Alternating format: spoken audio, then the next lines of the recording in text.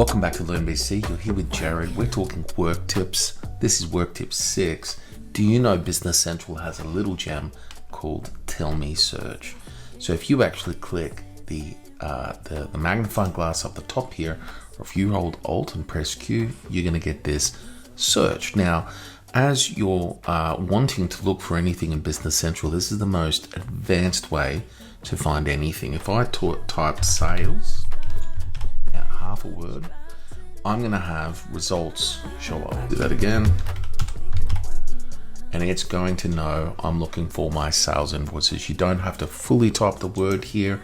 I can type sales, orders, and it's going to break my page down into potentially 3 to 4 different chunks.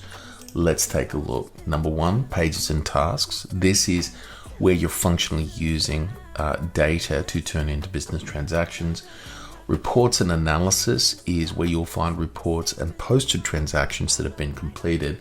And then you've got potential that there'll be Microsoft Learn will show up here, as well as apps in the App Store within the other. Now, what else could you use this for?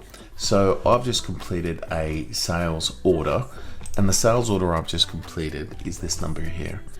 Now, it doesn't show me anything, but if I'm to hit enter, voila, it's going to do a full system search for whatever I've set for my role, number 1, and 2, the tables of which I want to look through when I'm looking for historic transaction. That is a cool feature. So here I can see my order. I can also see my invoices, my customer ledger entries, all here on one page. And there's my invoice. That is so cool. So Tell Me, super advanced, and Microsoft is in the process of developing advanced Tell Me, which uses AI to turn around and respond to you. But remember, that's in preview.